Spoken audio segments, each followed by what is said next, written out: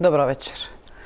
18 минути на безбедносната конференција во Минхен, настап на подпредседателот на Америка J.D. Венс, беа доволни Европа да свати дека повеќе ништо не е исто и дека сојузништвото тргнува кон превреднување, како што вели Венс, на тоа што сметаат американците дека Европа нема потреба да има страв од Русија и Кина и дека нејзините вистински стравувања треба да бидат насочени кон проблемите кои сама ги произведе внатре, а тоа е подценување или подривање на темелните вредности во кои тие барем заедно до тоа соопштение во Минхен наводно верувале.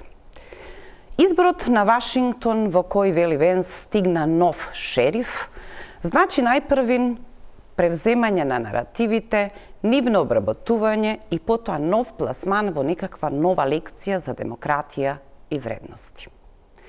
Колку е тешко во Европа да се разбере таа промена со шерифот. Има тука елементи во кои се портретира неговиот карактер, се обидуваат да поврзуваат со поведението од првиот мандат, но очигледно токму во тоа и лежи заблудата. Сосема известно знае дека во првиот мандат може да биде непријатен, но председателот Трамп потоа секако нема да ги наруши старите сојузништва и некаква политика која тој трансатлантски сојуз го одржуваше со години. Јасно е дека ништо веќе не е исто.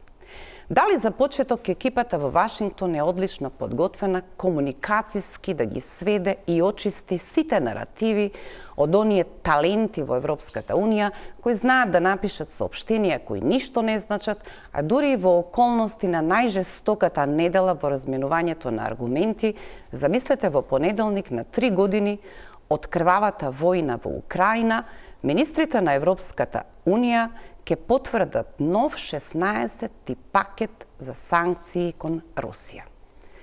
Звучи тоа помалку како жртвата на психолошко малтретирање одеднаш да почнува продолжено да се самоповредува. Се што направија Трамп и Путин е почеток на еден нов договор во кој Европа е оставена во слободен пат. Таа треба да избира, да се брани на своите граници, а тоа ќе значи многу милиарди за одбрана. Кога ќе тргнат буџетите кон одбрана, секако ќе кратат на социјала. Тоа сигурно ќе го предизвика внатрешниот бунт и веројатно ќе заработат прилично екстремно десните.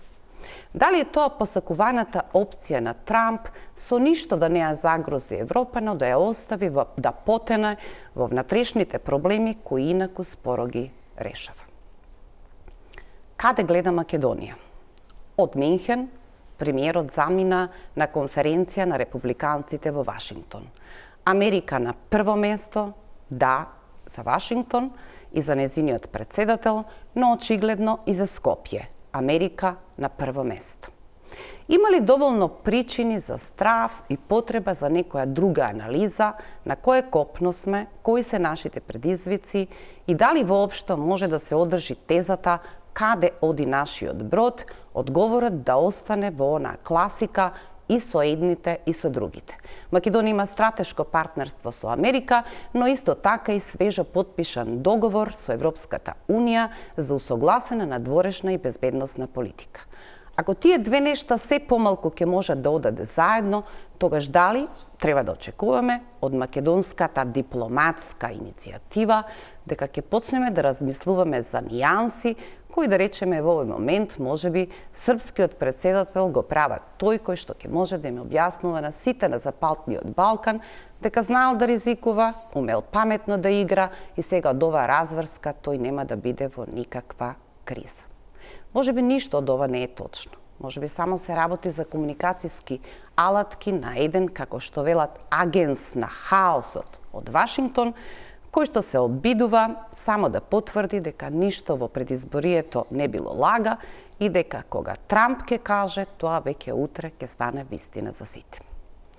Вечерва помеѓу овие теми и одговори и некои од зацртаните патеки на Македонија, особено нашето учество во помошта на Украина, која не прави 5-та земја по донации по глава на жител, е мојот повод да ги поканам луѓето кои не умеат да прават воени анализи, но можат да препознаваат ехо од промени, кои веројатно ќе дојде време кога и Македонија ќе мора да ги преџвакува или некако да се обиде да се позиционира, заборавајќи го во овој момент единствениот потребен наратив дека смртта и изгонувањето на УСАИД одовде е вистинската и најдобра вест кое што тие посебни херци на Илинденска број 2 сакаат да ги чујат.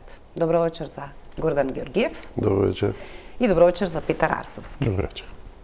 Да се реорганизираме од многу бројки и анализи, во меѓувреме гледачите нека видат реклами, па тргнуваме со емисијата.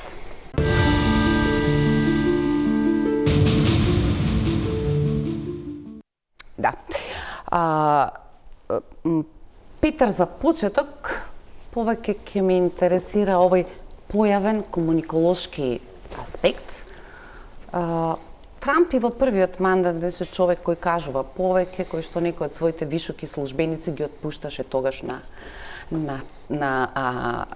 Твитер, но она што сега го гледаме буквално за една недела, да се изречат зборови кои во дипломатија, во некаква пристојност никогаш не би биле кажани, па дури да мислите од таа дека Украина всушност ја започна војната, дека овој просечен комедијант од Киев му успеа само да го излаже Бајден, да им земе на американците 350 милиони, да отпочне војна која однапред знае дека не може да ја добие, а може да ја прекинот на таа војна може да го договорат само Соединетите Американски држави и Русија. Попатните навредливи контексти кои што одат на сметка на Европска унија, сега тоа е полемиката, ги заслужува или не, и начинот на кој Трамп продолжува, а и неговите лојалисти кои сега се на високи позиции во Вашингтон, се обид да не се попушти во тонот. Тие денеска завршуваат со изјавата на советникот за национална безбедност Волс, кој што конечно му порача на Трамп, смири го, спушти го тонот и најважно, потпиши го договорот што го има уште од 12 февруари, сега тоа изгледа како не знам пред една година, но овдека е динамика буквално на размена на хартии за една недела. Дали оваа стратегија пукај па подоцна нишани е нешто што во комуникацијска смисла е најточниот израз што треба да го опише поведението на Трамп? Добра символика е ова. Пукај прво, па подоцна прашувај. Се работи за една комуникацијска доктрина развиена уште за времето на Стив Бенон, кој тврди дека, мислам, таа е развиена претходно во комуникацијските теории, меѓутоа во американската политичка комуникација, вели, треба да исфрлаш повеќе контроверзни наративи од што твојата опозиција може да ги следи. И ние сме сега во таква една динамика. Администрацијата на Трамп по повеќе канали, од кој еден Илон Маск, вториот е Джей Ди Венс и така натаму, веќе има едно проширување на исфрлањето на контроверзни наративи, веќе ја има, условно речено, шашардисано опозицијата, па ако сакате и светската јавност.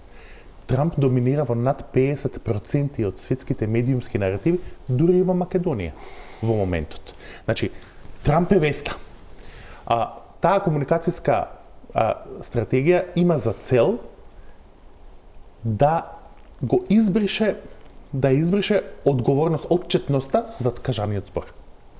Зошто? Бидејќи вие ако Дали прости во таа смисла тој малку подолг пост на поранешниот британски премиер Борис Џонсон, кој што бидувајќи се да помогне како Трампов пријател, тоа веќе не е тајна, дека доста се запрепастувате, многу од работите воопшто не се точни, намерата на Трамп не е да пишува точни историски вистини. Неговата намера е со ова што го прави да предизвика шок, а ако сме умни, да предизвика акција.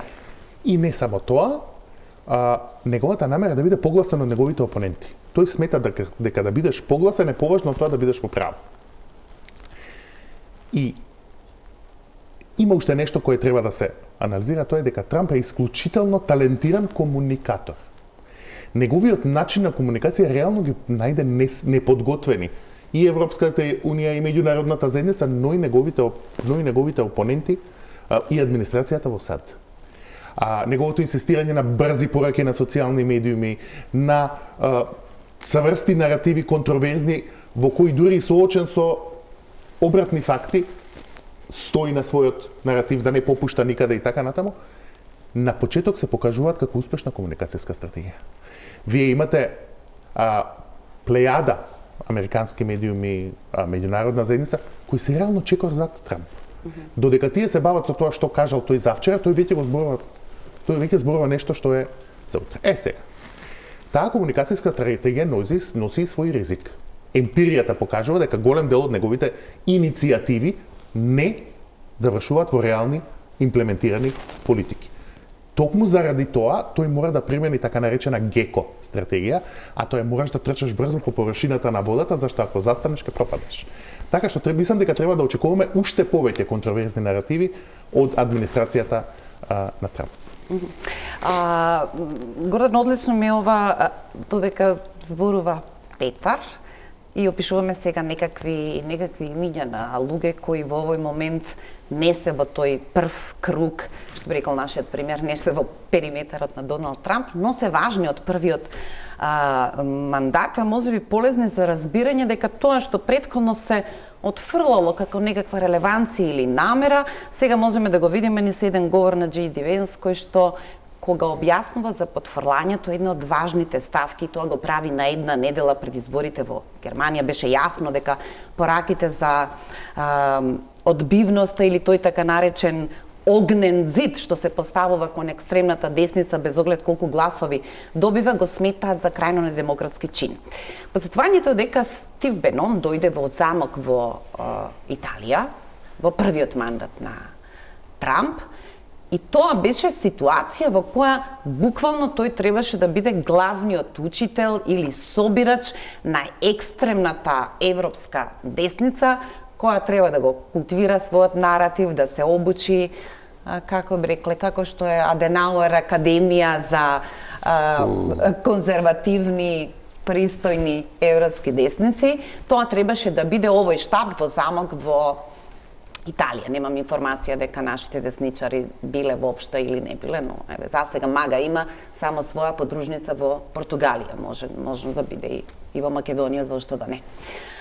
Што вас на прва, како човек кој веројатно во интервјуа се опишувал како имам идеја, таа е тој вредносен пакет и сега целиот пакет се отвора и ние почнуваме да се губиме помеѓу оценката дека Европа не го живееше својот вредносен пакет, а Америка во овој момент се откажува да биде светилник за слободниот свет и дека тоа некаде од прилика е како крајна пакс Американа, заборавете на таа приказна, сега е во игра друга формула.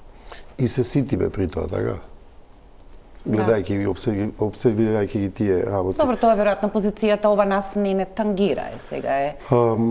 Во најавата кажавте безмалку каејќи се дека ви фали воен аналитичар, не во студио, дека фалат повеќе воени аналитичари и навистина веројатно е време за воени аналитичари и за комуниколози, бидејќи и војната и конфликтот треба да знаат да комуницираат меѓусебно и важно е тоа. Сега јас ќе бидам безобразна и ќе речам дека по толкувањето на Лавров, Горданов дека на масата е тој, како се вели, упорен еврофил, бидејќи Лавров вели, зошто би ги ставиле на масата кога тие само ќе сакаат да го искористат ова за мало престројување, нивната обсесија воено да ја победат Русија. Знаете зашто би ги ставиле на масата?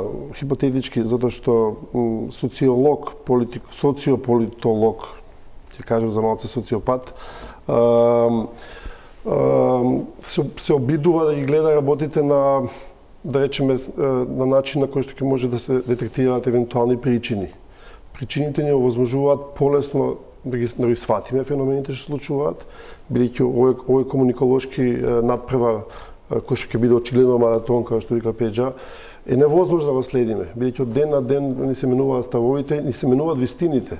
Значи имаме перманентна компетиција на разни видови на режими на вистини, кои што не обсипуваат када дневно и ние сме во хаос. Но сакам да кажам, господинот Банон, како една историска отсечка, и добро е тоа да се утврди, бидејќи Трамп 201 или вториот мандат на Трамп сепак е резултат на нешто.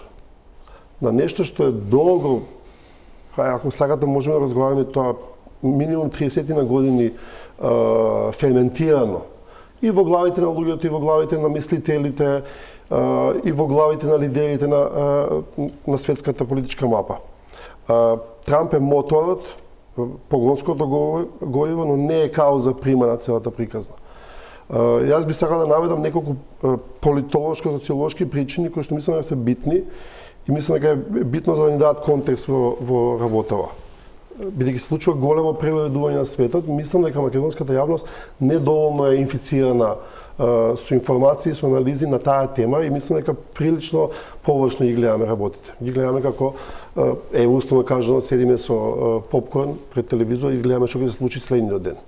Значи првата причина е или големата причина, нема да објаснуваме, е природата на капитализмот или овој неолиберален изданок, би рекол, на капитализмот. Бидејќи тој создаде огромни разлики во профитите, создаде огромни дискрепанции.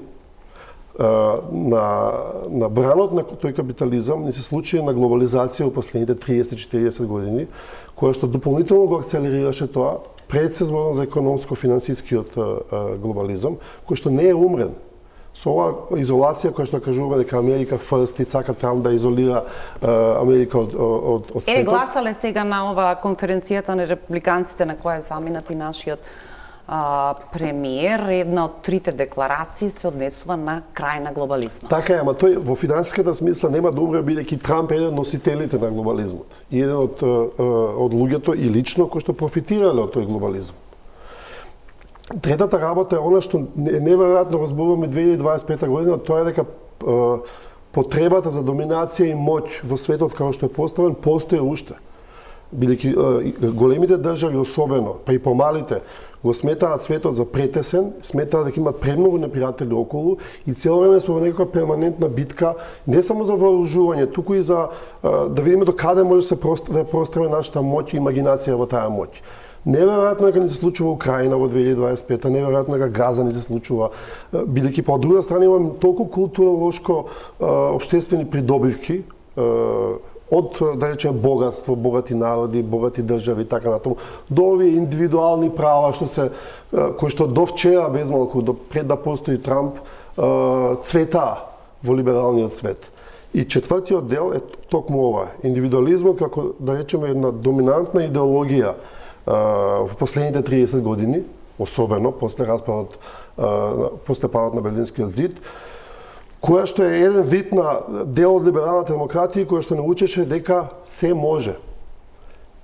И дека треба да бидеме отворени кон светот.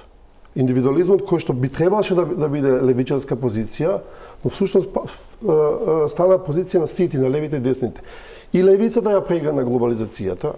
Ако се сеќаваме, имавме таа почнал Тачер и Реган, да прегрна и Тони Блер, и Клинтон, и Шредер, истиот што беше во бордот на Газпром. Сакам да кажам дека тука нема невини, и кај десницата и кај левицата. Вие рековте фина, пристојна меинстрим левица или десница, спомнате тој збор, апропо Конрад Аденауер. Но ние во овој свет во кој што живееме веќе немаме простор да зборуваме за каде ќе оди светот, туку веќе денеска треба да го обмислуваме барем во нашите микросветови што ќе правиме со тој свет кој што е нов, несомнено нов, без разлика што особено во Македонија гледам луѓе сакаат да релативизираат тоа, ќе заврши, ќе помине. Толку бе на Трамп, му падна 80% од извршните наредби, ништо нема да се случи. Не, ова е темелно престројување на светот кој што ние мора да разграбчиме и да се обидеме да го објаснуваме. Цело време, секој ден, секоја минута. Имав потреба паралелно да читам наративи и некако сама да станам свесна дали поприродно во контексти кои што се случува во последните 8 години во Америка ова беше возможно.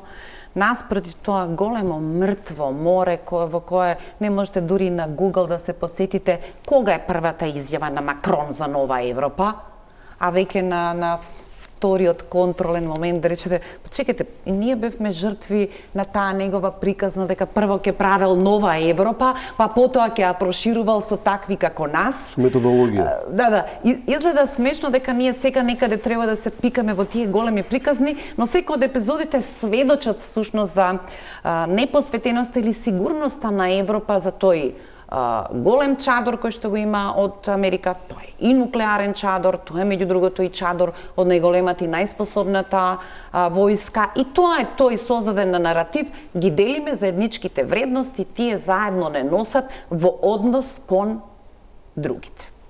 Сега сето тоа на некој начин се нарушува, и максимумот што може да го каже германскиот министер за одбрана после тој настап на Венс е, па знаете што, јас се уште се борам, дури вие да можете да бидете против, да зборувате против нас. Но ако не се повеќе на масата како да зборуваат, британскиот премиер ќе оде да ми го представи планот кој што се нарекува британско-француски план за поставување на 30.000 војници. Веројатно Трамп ќе мора да провери во Москва што всушност точно се договаравме, да не заборавам од каде може да бидат, кои може да бидат, на кои линии да застанат.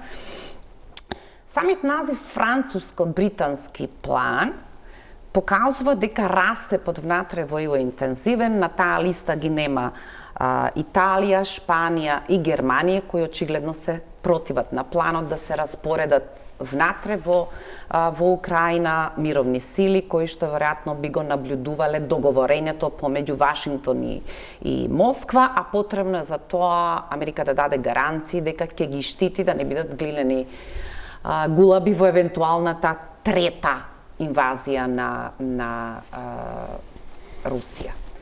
Дали само овој след на настаните, во кој немате што да цитирате од две рунди париски разговори на разноразни состави на лидерство, покажуваат дека сигурно не се глупави, сигурно се сосем известно уплашени, но е невозможно таа машина сега да ја поставите на оваа линија во која на брза трака ги става Трамп, а тие знаат дека скоро секој одговор значи многу милиарди од буџетите на европските земји. Тука се две оски важни. Едната, особено за ЕУ, визави незиниот однос со Соединетите Американски држави, а втората ги вклучува и Соединетите Американски држави. Првиот заклучок од ова е дека јас не гледам сценарио во кој ЕУ и САД ќе продолжат да бидат едни, ќе продолжат да делат едни вредности. Тоа Трамп нема да го дозволи. Значи, обидите на Писториус, кој го цитирате, на овие некакви заеднички инициативи, според мене се осудени на пропаст. Сметам дека Трамп има една стратегија, дека светот треба се врати назад на некаков мултиполарен зони на влијание, дека можеби учеството на Русија надвор од некаква коалиција со Кина е поважно од што мирот во Украина, дека таа формула. Вашингтон го интересира Пекинг, ако успее да ја добие Москва на своја страна, тоа значи помалку за Пекинг било каков играч кој што би бил трет на масата. И тоа не е нова политика. Пивот Тучајна е политика која почна уште со Обама. Така е. Така што мене ми изгледа како да се движиме во една геостратешка позиција од Јалта. Од 45-та зони на влијание, каде што се тргуваше учеството на Русија во евентуално пацифички во Пацификот за некакво влијание во Европа. Така што мислам дека во таа смисла Европа ќе биде ставена пред предизвик дека ќе мора да најде сопствен наратив. Дали ќе ги задржи овие вредности? Дали ќе стане некаква различна Европа? Очигледно е дека постои некаков консензус дека безбедносниот одговор на Европа ќе мора да се засили сам за себе. Особено заради Украина, заради повлекувањето на Трамп. Но не мислам дека можеме да сметаме во наредниот период, барем во наредните 5 години, да ги третираме САД и ЕУ како еден вредносен центар.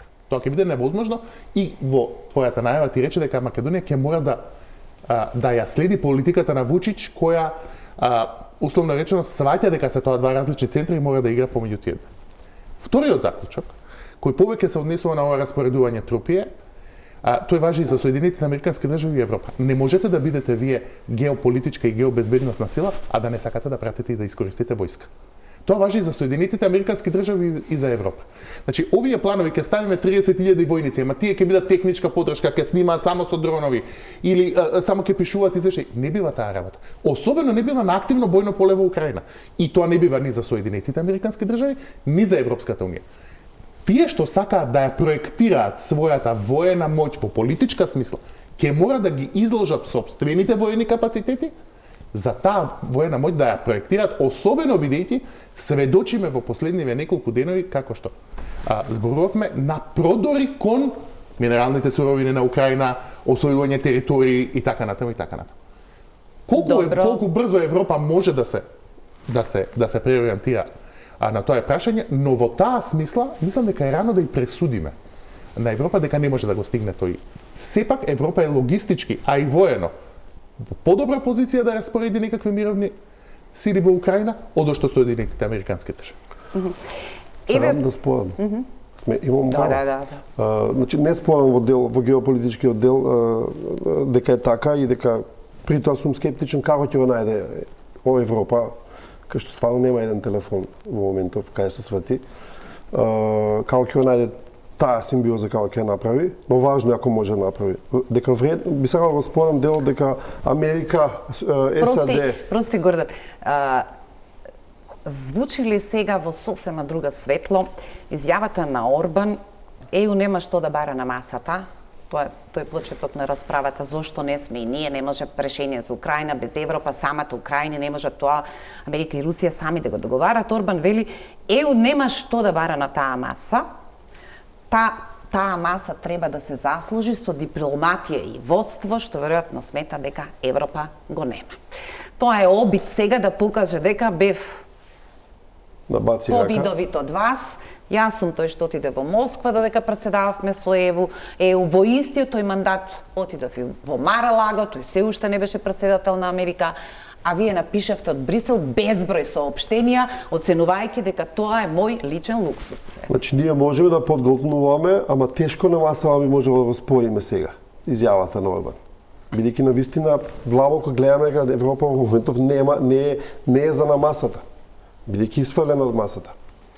Вредносно, ако ја гледаме од позиција пеџа на обсерватори, и тоа сме, како држава зборуваме, не само во студиово, ние сме се крстеле во либерал-демократските вредности, тоа е во вредността на либералната демократија. Индивидуализмот е едно од тие, но и многу други. Кои се тие други? Само ќе ги набравам да се подсетиме. Слободни и фер избори, владење на право, слобода. Доволно се три, многу моќни биле. Значи, кога сме пиеле од тие стомни од 90-ти години, кога сме студирале по Англија и по Франција, тоа била мантрата. И таа сме доаѓале, сме пренесувале овде, сме се обидувале да го пристоиме македонско општествено тло и политичко тло со тој тип на идеологија, бидејќи свесни дека е идеологија. Кога сме гледале тоа како обсерватори, Америка и Европа не биле исто. Не само што не биле исто, Америка била светилникот, од кој што црпела и Европа многу вредности. Но ова Европа ние не можеме да гледаме монолитно сега, бидејќи таа е длабоко поделена. Па на Макрон, на овој Макрон во кој што сега се крстили Европа, не знам, можеби, ќе му заврши мандатот, ние стварно не знаеме овој пат кој ќе дојде таму. Да не зборувам за АФД во Германија и така натаму, Мелони и така натаму, Орбан и веќе ги имам повеќе од 5, а се 10, така? И сега ние од која позиција, на кој вредносен систем ќе реферираме. Да не заборавиме, уште една само мала фуснота, во целото предизборие, од кој стана председател, заедно со J.D. Венс и другите, јас многу малку слушнав од нивната уста зборови како демократија или слобода. Практично немате вие таков вокабулар во новата администрација на Трамп. И тоа е тоа, и они тоа го мислат. Они мислат дека тие вредности не се добри. Имаат моќ да го наметнат тоа.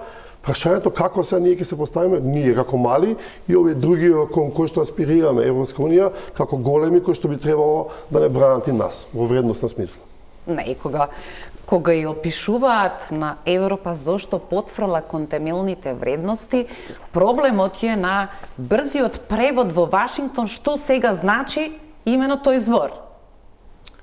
И сега Тоа е од која позиција го гледате нешто што претходно беше заеднички договори, без малку имаше ист јазик. Сега очигледно не е така. Дали ние сега наблюдувајќи, мислам дека последните изјави во кои министерот за надворешни работи, тие се некако што го послужуваат зошто треба да се седи во некаква ложа и да се надлюва овој надпревар, во него има оправдана емоција. Ние сме прилично лути за поведението на Европската Унија кон нас и сметаме дека кога сега некој друг ќе го покаже незиното место, тој всушност треба да стане нашиот вистински пријател. По една дефиниција имаме еден пријател што има пријател во Вашингтон. Како сега ќе се распоредат и главните европски играчи? Претпоставам во еден период се сметаше дека Мелони ќе биде веројатно главната врска. Како ќе отпочне разговорот за милиардите кои треба да се издвојуваат? Па ти едва успева за оружјето што треба да биде испорачано во Украина. Знаеме како се однесуваше Шолц, не сакам повеќе од 10 тенкови, неговите специјални, оти тоа ќе ескалира ситуацијата, а сега ќе мораат под притисок да носат прилично брзи одлуки, кои веројатно ќе не заобиколат нас поради изборот на Москва дека не сака во разговорот да слушне ништо што има врска со земја членка на НАТО. Ќе биде предизвик за Европа да оформи заеднички став, но тоа е предизвикот на адолесценцијата. Европа мора да излезе од пубертет. И тој предизвик за мене во моментот сметам дека е поверојатно дека ЕУ тоа ќе излезе посилна одошто послаба. Со сите овие забелешки и дилеми кои сите ги имаме. Во моментот немате унифициран наратив во ЕУ. Дел од наративите... Кога разговаравме претходно ми рековте дека може би е добро што Венс беше волку многу директен. И особено на вредносниот чувството да ги посрамотите на вредносните прашања може да биде вистински... Токму тој катализатор за кој... Вистинскиот катализатор, ама кој да верува. Македонците најмалку, оти тоа е сега полемиката наша со Европската Унија. Ние сакавме во друштвото на вредности, а вие измисливте за нас. Македонците се ситат, ете ви кажавме дека Европа не ја била. Не сум сигурен се уште. Што сакав да кажам? Знаете како, Соединетите Американски држави нема да дозволат заедничка операција, било каква геостратегишка и геобезбедносна, со ЕУ. Мислам дека било кој план кој вклучува координирано дејство на безбедносни европски сили, безбедносни американски сили, овој план британско, француски и така, е однапред осуден на пропаст, затоа што сметам дека Трамп ќе каже Европа е задолжена за тој регион, што сакате правете. Сега, тоа што значи за ЕУ? Тоа значи дека веќе мора да седнат и да се договорат што ќе прават без никаков чадор, без да проверат и да се координираат со било кого. Сами ќе мора да одлучуваат за својата судбина, имајќи ги предизвиците кои се пред нив. Тоа за мене е добра вест. Европа или ќе порасне, ќе ја пополни својата улога, или не, но барем ќе бидеме на чисто, имаме ли ние некаква заедничка аспирација кон тој политички сојуз или не. Апсурдно е сега во вакви околности да се рече, ако е тоа возможна акција, тоа ќе биде најголемото славење на Шумановата идеја дека ова е заедницата која ќе порасне низ кризи. Ама гледајќи ги одговорите досега изгледа дека тој раст во околности кога имало сериозен чадор не се случиле. Сега ако овој предизвик може да го направи тоа, оти има прилично ургентни прашања кои повеќе овој однос ќе ги отвори отколку што ќе ги затвори. Јас се согласувам, мислам, на хаосот комуникацијски кој Трамп го создава во Вашингтон, Европа одговара со еден друг свој бирократски хаос. Они имале закажан, како што зборувавме, они имале закажан настан за прослава на 3 години од војната во Украина, тој да се одбележи затоа што е запишан во плановите. Ништо тоа мене не ме плаши. Имаат една различна динамика и еден различен learning curve, односно метод на адаптација и на еманципација и Соединетите Американски држави и Европа. Ниту сме го виделе крајот на почетокот во САД, ниту сме го виделе крајот на почетокот во ЕУ. Не сум сигурен дека однапред треба да пресудиме дека Европа нема шанси да се консолидира. Тоа е само мојот заклучок. Врзани садови на приказната. Ако тргнат да се покажат дека ги разбрале пораките, како што генералниот секретар на НАТО Марк Руте во една прилично снисходлива поза сега вели многу му благодариме на Вашингтон што не поттикна повеќе да извојуваме за безбедност за НАТО, а при тоа на 13 години премиер на Холандија, да речеме, не стигнал ниту до договорените 2%. Ако е тоа госпоđа Мелони, Италија е 1,5%, значи далеку под договореното. И сега, ако тргнеме на бројките, колку и што тоа ќе значи и колку тоа ќе биде разорно за буџетите на ЕУ, за 5% колку што бара Трамп, немам намера да плаќам, ќе издвојувате повеќе, тоа значи 875 милиарди за ЕУ. Ако е 3,3, колку Америка, толку и ЕУ, тоа значи 600 милиарди. А ако е на понderираниот просек, сега бидејќи има земји кои одат високо над 4 во овој страв што го предизвикува кризата, како Полска, например, тогаш тоа е 242 милиарди плюс. Олаф Шолц се жали дека само за 1% Германија би требала да даде плюс 43 милиарди.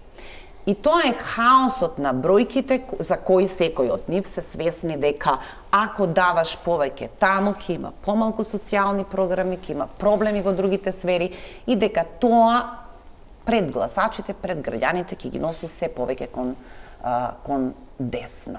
Дали е тоа новата слика на Европа и некако дефиницијата или гласовите што се слушаат и во Македонија, па и во официјалните кругови, нема смисла да се брза. Сега во овој момент треба да видиме како нештата ќе изгледаат. Не знам дали преизбрзани се овие потребата да се обмислува. Мислам дека не е преизбрзана, бидејќи па пребрзо мислам дека се менува светот. Не мислам, веќе е тоа на масани и на мени. При тоа ова би веројатно е дел од таа емансипација на Европа, што ја кажува Пежа, адолесценција и така натаму. Во еден момент ќе речат веројатно, бидејќи па Европа е преплашена за својата безбедност, бидејќи премногу комотно живееше со субвенции, кохезиони фондови и така натаму, а е преплашена, особено важни држави кои што се на лимесот, пред се мислам Полска, горниве, балтичкиве, скандинавските. Значи е преплашена и таму ќе има голем притисок да се исполни тој норматив. И веројатно на тоа ниво ќе се договорат. За Америка да гарантира безбедноста некаква или на некој високо ниво кој ќе прават самит Трамп и Путин да му каже не ја чепка Европа, сега ова ни е договорот, осте да видиме како ќе тече работата. Вредносно нема да се променат. И са тоа е поголем проблем ние, разбирате? Значи ние војната веројатно ќе избегнеме. Ќе се договорат големите на некој ниво, ќе се обидеме да избегнеме. Украина секако ќе биде голем губитник и тоа ќе биде една трагедија на 21 век, од сега се гледа тоа. Газа не прамовете, но сега збориме за евроазијскиот континент. Значи веројатно ќе избегнеме тој тип на конфликт, но нема да избегнеме ова неразбирање што ги имаме, вредносно неразбирање. И са кое е нашето разбирање овде? Во Македонија, ако сакате, кај што живееме, која е Европската унија повторно се поставува, бидејќи таму ќе се расцепи на идеолошко вредносно ниво. Таа заедница е градена врз основа на челик и на јаглен, како врзино ткиво, се разбира со поддршка со најголемо спонзорство на Америка. Таа е така градена, но се претворила во политичка заедница. Не, идејата беше да се претвори во политичка која што ќе споделува некакви базични вредности. Сега тие вредности се недискредитирани, прашање дали некој ги спомнува веќе. Во таа смисла, ако сите анализи велат дека само Трамп може со неподнослива леснотија да изговара 200 милиарди, 300 милиарди, 350 милиарди, потпиши ми го договорот за експлоатација на минерални суровини, барам гаранција за 500 милиарди за да го вратите тоа што Америка го инвестираше и сега немате никаков глас од Европа, кој барем ќе ги упристои работите во смисла на бројки. 267 милиони е вкупната помош милиарди е вкупната помош за Украина. Од нив 132 милиарди се на ЕУ, 114 милиарди се на Соединетите Американски држави. Ако сте поставени во ваква ситуација, невозможно дека во тој разговор не сакате барем ни нешто од вистината да кажете, дали е тоа до тој степен во овој момент шок, инфериорност, чувство дека не треба да го провоцираат шерифот од Вашингтон, дури на нивото на овие бројки, бидејќи предворието кој им е оставено на Европа и на Украина во завршницата на оваа приказна е прилично трговско. Вие плаќате за НАТО, плаќате за својата безбедност, вие од Украина да се договориме, подпишете да го намириме долгот со минерални суровини, а останатото само Америка може да донесе мир. Зошто во противтежата на тоа Европа не сака да зборува со супериорноста на бројките? Изгледа дека таа навистина била оставена Америка да ја спасува приказната, што за увото на секој нормален човек е навистина ситуација за која ќе речат, па добро, навистина како можевте да оставите дека тоа бескрајно долго ќе трае. А во основа не е баш толку многу вистинито. Само две реченици. Америка, моќта на Америка се уште и понатаму секако, особено војната моќ, таа не е само во тие 113 милиарди долари, него е во самото присуство. Значи, кога ќе дојдат оние бродови на големи што носат, кога се приближат до Ливан и до Израел, јасно е што е, колку е саатот. И тој тип на моќ, на проектирање моќ е веројатно многу поважно од парите. Трамп токму тоа кажува. Океј, за овие пари за 150 милиарди ќе се договориме, са ние ги кажуваме лесно, во суштина не се толку големи пари, може да се присоберат од европските богати држави. За тие пари ќе се договориме, но дали ќе ни проектирате моќ? Он вика не, ќе видиме дали ќе ви проектираме моќ. Ќе видиме прво за вас, за самата Европска унија, дали ќе бидете безбедни и дали ние ќе гарантираме, ќе се договориме со Путин, со Си и така натаму. За Украина нема да проектираме моќ. Главното бари на Путин кој беше Пеџа за Украина, дека Украина не смее да влезе во НАТО. Знам, Гордан, ама вака. Ако Америка не сака да проектира воена моќ во Украина, како ќе го обезбеди сопствениот договор? Зашто? Не може истовремено да бидеш и воена сила, а да не сакаш да употребиш војска.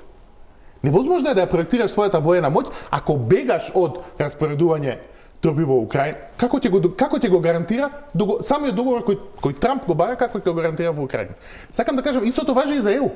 Не може вие да не сакате да пратите војска, а да сакате да бидете воено присутни. Зошто сте убедени дека тој сака да го гарантира договорот? Не сум убеден. Спектаклот е да го постигне. Евентуално на 9 мај, како велат, да се појави во Москва на парадата. И тоа е тој, како се вели, дел на тој тип на слободи. Ке укинам лед светилки, бидејќи сум забележал дека ме прават премногу портокалов, а не беше така со жичаните светилки. И тушевите кои немаат доволно млас. Сега тоа се изгледа смешно, се додека не почнува да станува трошење време. Но дали може би е заблудата всушност дека тој го сака спектаклот, сака да го заврши договорот со Русија, Путин вели и службено се обновени дипломатските односи со Америка. Тие имаат уште многу други теми што ги разговараат. Ова е буквално наднаслов на новата комуникација помеѓу Москва и Вашингтон. Веројатно мирот таму ќе треба да го обезбедуваат тие што се плашат од војната во Украина. Тоа е веројатно простата логика. Знам, ама Трамп сака да преговара без тие што се плашат од војната во Украина. Тој сака да преговара директно со Путин, исклучувајќи ја ЕУ и Зеленски од преговорите, при тоа не сака тој да биде гарант на договорот што би го направил со Путин. Конкретно за наоѓалиштата на литиум, кои се најголемите наоѓалишта во Европа на литиум и нивната проценка е 500 милиарди. Не знам, Блумберг читав сега анализа, вели дека исто толку колку што проценките за Авганистан, за потенцијалите со литиум, проценити на 1 трилион долари се покажаа за лага. Веројатно Зеленски е самиот виновен што во планот за победа, кој што му го представи на Трамп минатиот ноември, тој е првиот што ги нуди рудните богатства. И сега, колку трговецот на оваа голема приказна, тоа знае да го договори со Русија, да ги подела тие приказни, а Европа и покрај овие пари за кои зборуваме да остане буквално со празни раце, што грдо звучи после толку жртви во Украина, ние да зборуваме кои со полни џебови, кои со празни раце, но очигледно е дека влезот во оваа разврска на приказната е прво обезбедувањето на тоа што можете да го земете од Украина. Се согласувам. Но, се враќам на мојата теза. Вие велите дека секако дека е трагедија што после толку губиток на животи во Украина, ние разговараме за тоа кој ќе ги земе рудниците. Но еве нека е така. И без оглед на тоа дали на Зеленски му била грешка што ги понудил минералните богатства во нека, сега е тоа планот. Прашањето е следно: да претпоставиме дека Трамп и Путин ќе се договорат без Украина и без ЕУ. И доаѓате на терен. Кој ќе го гарантира исполнувањето на тој договор? Кои трупи ќе го гарантираат исполнувањето на тој договор? Кога сакам да кажам дека варијаблите кои сте ги поставиле не одат заедно. Не може вие да проектирате безбедност на некаков договор кој сепак на терен треба да се случи, ако не сакате да поставите своји трупи таму. Значи, рудниците ќе ги добие тој што ќе има таму војска, а не тој што ќе се договори сега дека ќе ги добие рудниците. Така што мислам дека тоа е следната така. Што се однесува до парите? Апсолутно.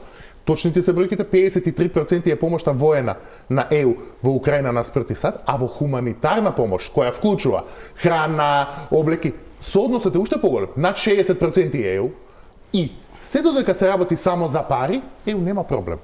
ЕУ има проблем ако треба да испорача војска и ако треба да почнат да им се враќаат во ковчези. Повторно се враќаме на истата дилема која важи за ЕУ и за САД. Не може да проектираш воено присуство ако немаш војска таму. Ќе одиме на пауза за реклами и потоа ќе сакам малку повеќе од македонската визура, што треба да разбереме за однапретот и многу повеќе импресијата дека ако е таму трговец, не знам ние што имаме, се уште ништо не разбирам, ама можеби тој ќе може добро да се пазари за нашите интереси во Софија, кои на крајот треба да бидат однесени во Брисел. Звучи шашава како космодиска, ама еве тоа е некако. Тамане последните 5 минути за Македонија. Тоа се некако надежите и сигналите. Пауза за реклами.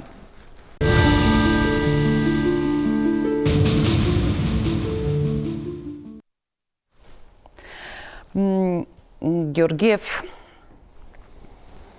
се додека овде се прави, како се вика, превод на затворената усаид под еден општ чадор дека тоа биле лудаци кои испорачале наспроту интересите на американските граѓани, државни удари по разноразни земји, како се вели, финансирале се нешто. И гледам дека тоа овдека е нешто како ластик што се растегнува по социјалните медиуми. Тие херци моето уво не ги разбира, но мислам дека некако фино одзвонуваат и на Илинденска број 2, која не чувствува потреба дури на агенцијата, која на државата има дадено досега толку пари, да им се заблагодари барем на тимот кој што се заминува од тука и кој што во континуитет беше присутен за помош на државата, оставајќи ги настрана невладините организации, медиумите, што се веројатно првата причина за ликување. Колку сега ви изгледа шашаво најавата дека ние ќе направиме се да ги одржиме врските на највисоко ниво во Вашингтон, бидејќи од Вашингтон ќе бараме асистенција која може да ја примири у пристои Софија во некакво решение кое нас ни е потребно, кое денеска или во последната недела е навистина со најдиректен судир. Македонија бара за ЕУ предвидливост, а како капиталец во играта би сакала да го поземи човекот чие што второ име е непредвидлив. Добро, само една реченица за УСАИД. Не сум бил одамна на телевизија, па не сум имал прилика да кажам ставот. Мислам дека треба да баш ова што кажавте, бидејќи ние сме сега во нејасна ситуација, Македонија како таква, и ќе зборуваме тоа у престојните минути, препоставувам, треба да внимаваме кон овој тип на грдо напаѓање од идеолошка позиција на УСАИД. Зборувам во Македонија, не зборувам надвор од тоа. И не само заради тоа што е несомнен придонесот на УСАИД во хардверска смисла, ова што видиме, училишта, болници и така натаму. И тука нема сомнение што не смееме туку така да го дури оној аспект кој што е идеолошки, а имало идеолошки аспект, тоа не можеме да негираме, бил идеологијата на либералната демократија, која што ја негували левите и десните во Америка. И затоа УСАИД е заеднички проект на некој начин. Се разбира, секогаш има спин-офови од тоа и секогаш има, можеби, пренагласувања, но во УСАИД и во Македонија и во други држави работеа многу капацитетни луѓе.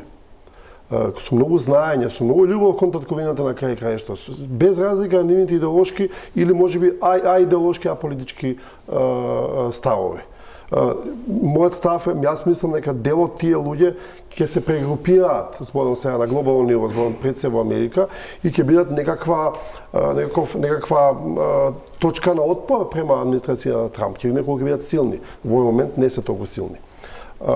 Сега околу дали другарчето, дали можеме да најдеме другарчиња кои ќе ни помогнат, еве конкретно за Бугарија, ако е таа мантрата. Јас би препорачал владата не го користи тој аргумент, па дури и луѓето што се околу владата, бидејќи мислам дека нема потреба да се користи тој аргумент. Дека сега од Америка ќе дојде некој да ни го реши спорот со Бугарија и да одиме каде, и да влеземе каде, и да почнеме што и со кого. Значи тука имаме многу непознати. Од друга страна,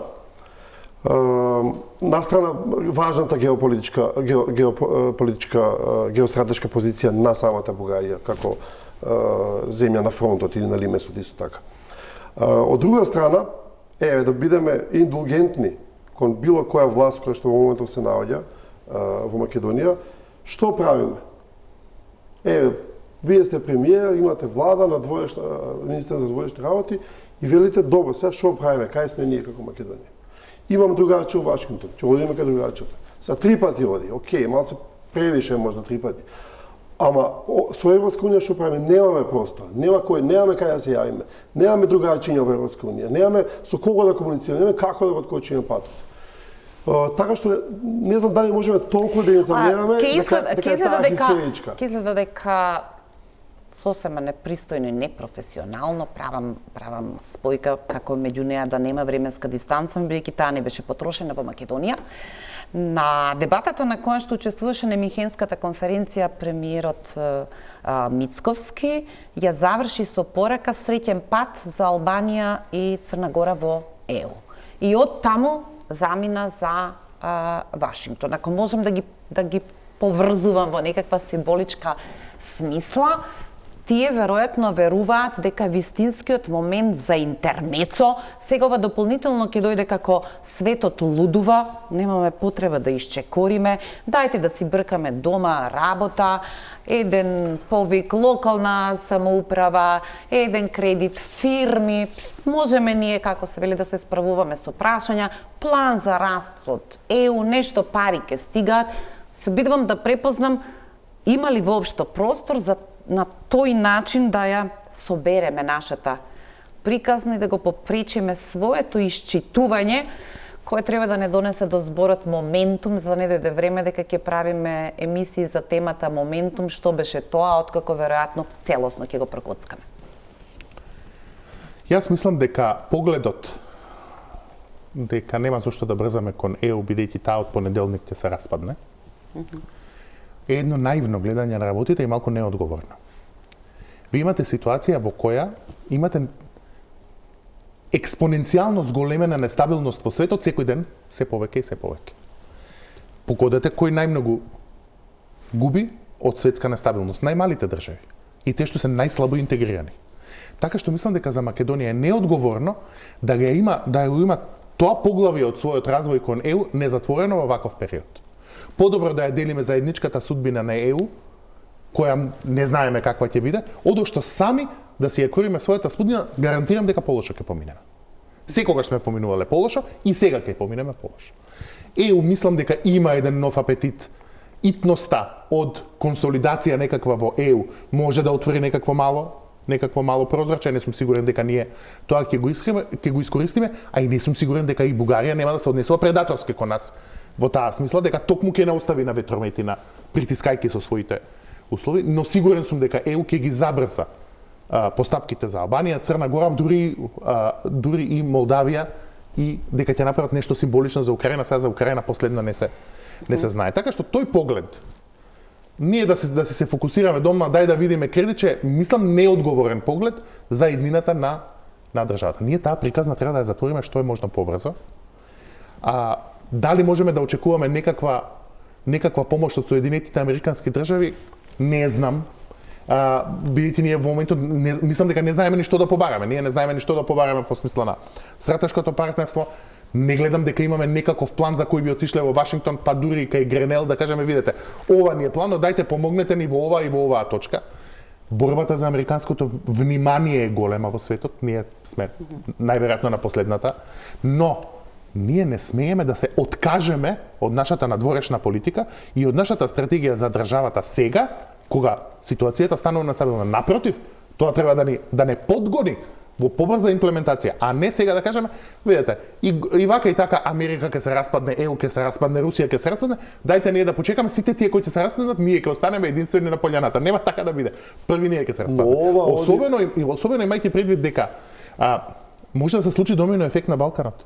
Што ако се повлече Соединетите Американски држави од Косово и од Бонстил? Што ако нивната омраза кон Курти ги предизвика да состават опозицијска влада која ќе направи заедница на српски општини, бидејќи очигледно е намерата таму да му се помогне на Вучич. Што ќе значи тоа за Република Српска? Па Република Српска, Косово и Србија, ние ги потрошивме сите 90-ти години да излеземе од тоа друштво, сега назад да се вратиме во тоа друштво и да ја делиме таа судбина. Не е тоа многу паметна надворешна политика. Само дополнам, ова оди на тезата дека сепак ние би сакале да го решиме проблемот со Бугарија преку Вашингтон, дека е добро да го решиме, затоа што тоа е најмоćниот брокер во моментов. Бидејќи ние кај Европска унија, кој е ставот од Европска унија? Супер е све, устава сменете го. Така?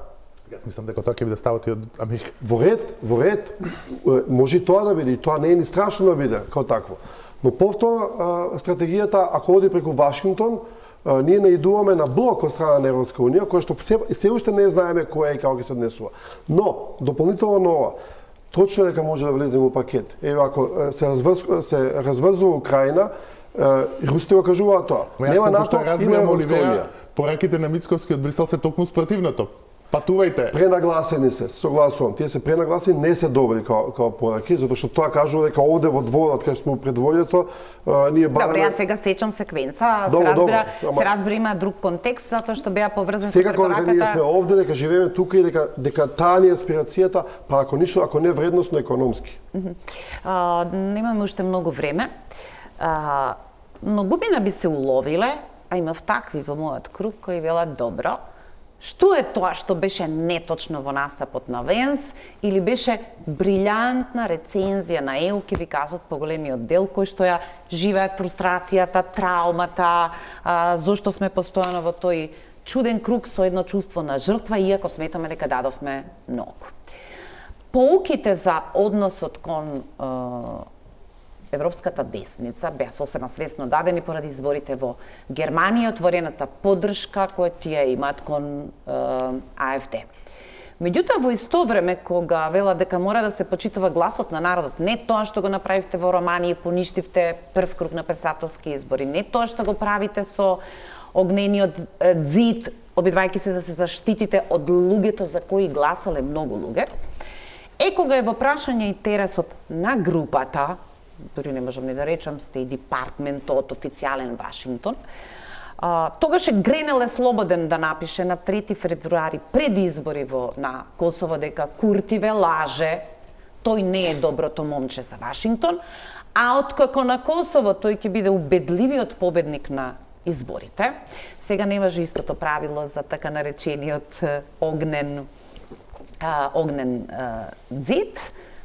Одеднаш е сега жалоста за таткото на Косово, кој не е Ибрахим Ругова, туку е Хашим Тачи, кој неправедно лежи во казаматите на европските судови, при тоа судот од Хаг не е само европски суд. Дали препознават колку е опасно во изборот, што моментално сакате да гаѓате дека веќе на втората епизода не сте на позицијата на тој принцип и дека Македонија веројатно не би требала да се коцка по системот, имам еден пријател што има пријател во периметарот на Трамп. Не мислам дека J.D. Vance е многу загрижен околу тоа дали е во право или не. Мислам дека поентата на настапот беше да се произведува еден наратив кој ги храни неговите гласачи дома, помеѓу другото. И мислам дека сака администрацијата на Трамп сака да кондензира еден еволутивен принцип кој може би се случил секако со Европа наредните 10 години во една недела. И мислам дека настапот на Венс беше толку нагласен за да ја забрза, да ја катализира таа постапка, бидејќи Трамп има многу проекти кои сака да ги заврши. Да се избори против длабоката држава, да ги среди соросоидите и така натаму, и се нема време многу тука да чека и да биде пристоен со Европа. Скоро за се Венс не е во право. Значи, не може истовремено да велите дека треба да се почитува волјата на народот и кога греши, а вие да се мешате во волјата на народот. Но за едно нешто е во право. А тоа е дека огнениот зид против крајната десница во принцип емпириски покажува со текот на годините дека само ја зајакнува. Дека исклучувајќи од општествениот дискурс како прерадикални, како некој со кој не може нормално да се разговара на масата, во принцип само ја засилува незината позиција. И тоа е случај со Мелони, тоа е случај со Ле Пен, тоа е случај со АФД во Германија, тоа е случај во Косово, тоа е случај во Србија и така натаму, дури и во Македонија ако сакате. Така што тој дел од наративот е во право, но се разбира од погрешна смисла. Тој вели во позицијата на Венс е доста вие, сега ние малку. Значи тој не вели дај да се интегрираме па да најдеме некаков заеднички политички. Добро. Најдобрата слика може би или опис за ова е не вознемерувајте се, веројатно гледајќи те лицата на кој начин го гледат во Минхен, подпредседателот на Америка им вели ако ние можевме да ја издржиме 10 години Грета Тунберг, појде болите, можете и вие некој месец Илон Маск, иако тоа е неспоредливо за невидливата рака во одлуки на американската администрација кој што ги добива Илон Маск во овој момент. Има такви кои што сметат дека можеби тој го напишал говорот. Или дека е тој премиер во сенка. Да. И јас сега една реченица за Венс. Нормално? Само една нијанса, согласно со Пеџа. Во Америка долго време, години назад, има голема дебата дали Америка, империјална, каква сега да земете, е во пад, бидејќи нели, и Римската империја пропадна и така натаму. И тоа се сериозни дебати на академско и ниво. Мислам дека дел од пораката на J.D. Vance, на Трамп, на оваа нова Америка што ја гледаме кон Европа е дека може да се сумира во следна реченица. Дечки, ние мораме да се разделиме сега. На некои прашања мораме да се разделиме и можеби темелно би се разделиме. Ние сме, не е искажано тоа, ние сме нација, сила која што е во пад, во релативен пад, збориме долгорочно, и ние мораме да најдеме стратегија да се присобереме за да останеме на врвот. Тоа секогаш било порив на доминантните сили, историски гледано.